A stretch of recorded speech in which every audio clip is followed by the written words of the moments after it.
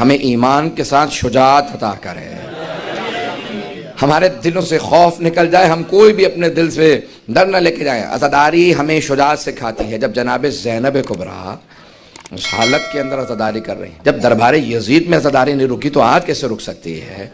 پوری دنیا میں عزاداری باقی رہے گی۔ اور آج جس طرح سے افریقہ کے اندر میں دیکھ کے آیا ہوں، متعدد ملکوں کے اندر دیکھا، جہاں جہاں چلے جائیے آپ، عزاداری بڑھ رہی ہے۔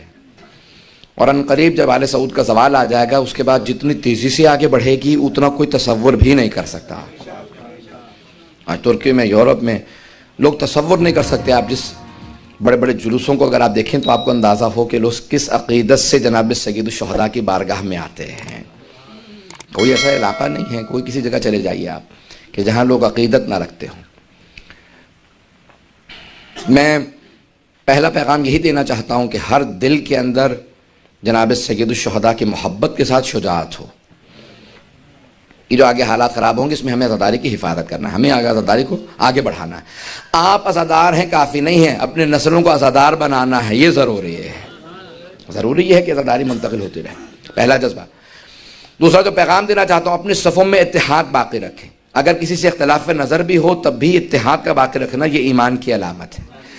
جناب امیر علیہ السلام نے فرماتے ہیں کہ اگر چاہتے ہو کہ شیطان کی ناک کو زمین پہ رگڑو، اس کا سر پکڑ کے اس کی ناک کو زمین پہ رگڑو، تو دو کام کبھی ترک مت کرنا۔ پہلا کام، کبھی نماز قضا مت کرنا۔ دوسرا، جب بھی مومن سے ملو تو ہاتھ ضرور ملانا۔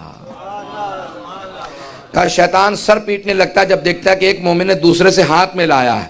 میں نے کتنی کوشش کی انہیں دور رکھنے کی، یہ پھر بھی آپس میں مل رہے ہیں۔ ملتے رہیں گے۔ حیران کرام، جب کوئی مومن سے ملے فوراً ملے ضرور، ہاتھ ملائے۔ وہیں پہ ساری شیطان کی سازشیں ختم ہو جاتی ہیں جب آپ ہاتھ ملاتے ہیں۔ معانقہ کرنے سے اور زیادہ وہ رونے لگتا ہے۔ تو شیطان کو ناراض کرے، مومن سے ملتے رہے۔ چاہے آپ کے دل میں جتنا بھی اس کا مقام کم ہو رہا ہے، آپ کا جو نفرت و بغض ہے وہ خود بخود کم ہوتا چلا جائے گا دوسرے خلاف، جب آپ ملیں گے، ہاتھ ملائیں گے۔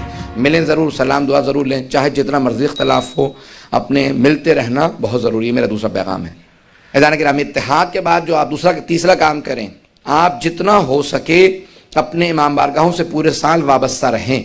صرف محرم و سفر یا ماہ رمضان میں نہیں، بلکہ جتنا ہو سکے شب جمعہ میں جس قدر ہو سکے شرکت کرتے رہیں۔ یہ آتے جاتے رہنے سے ایمان باقی رہتا ہے۔ یہ مقدس مقامات جہاں پہ فرشتے نازل ہوتے ہیں، ملائکہ آتے ہیں، یہ جو کتنی کثرت سے احادیث ہیں، یہ جو خود حدیث قصہ کے آخر میں الفاظ ہیں، یہ اتنے ملائکہ آتے ہیں، ان مقامات کے خاص اثرات ہیں۔ بڑے بڑے علماء نے لکھا ہے کہ فرش عزا کا اثر یہ ہے جب یہاں پہ آتے ہیں کہ چاروں طرف سے ملائکہ نے احاطے میں لیا ہوتا ہے، اور جب آپ کو خود نظر نہیں آتے لیکن آپ کے آنسوؤں کو تبرکاً یہاں سے لے کے جاتے ہیں۔ ایک حدیث کے الفاظ ہیں کہ یہ ملائکہ جو یہاں سے وہاں جاتے ہیں وہ کہتے ہیں تبرک میں کیا لائے ہو؟ حسین کی عزاداری سے اتنی خوشبو آ رہی ہے کہ حسین کے عزاداروں کے آنسو لے کے آئے ہیں۔ تو یہ عزاداری، یہ آپ صرف محرم سفر نہیں بلکہ پورے سال جب بھی ہو سکے آنا جانا ان اپنے دینی مراکز سے جاری رکھیں، اور جس قدر ہو سکے مومنین کے کام آئیں۔ اگر یہاں پہ کوئی محتاج نہیں تو اگر آپ کے علاقوں میں اگر کوئی محتاج ہے، ضرورت مند کی ضرورت کے وقت کام آنا یہ ایمان کی علامت ہے۔ خصوصاً جو یتیم بچے ہیں، بیوگان ہیں، اور خصوصاً یتیم بچوں کے لیے اللہ فیکم الیتام، جناب امیر کی وصیت ہے کہ یتیم بچوں کا بے انتہا خیال رکھنا ضروری ہے۔ اگر ٹارگٹ کلنگ میں لوگ شہید ہو رہے ہیں، دوسرے بہت سے اور دہشت گردی کے واقعات میں لوگ شہید ہو جاتے ہیں، ان کے بچوں کا خیال رکھنا بہت ضروری ہے۔ جو قومیں اپنے یتیم بچوں کا خیال نہیں رکھتی ان پہ آفات نازل ہوتی ہیں، جو خیال رکھتے ہیں اللہ ان کو اور برکات دیتا ہے، وہ اور زیادہ ترقی کرتی ہیں۔ یتیم بچے کبھی یہ محسوس نہ کریں ہم یتیم ہیں، کہ ہمارا اگر باپ چلا گیا تو پورے قوم نے ہمیں سہارا دیا ہے، ہمارا ساتھ دے رہے ہیں۔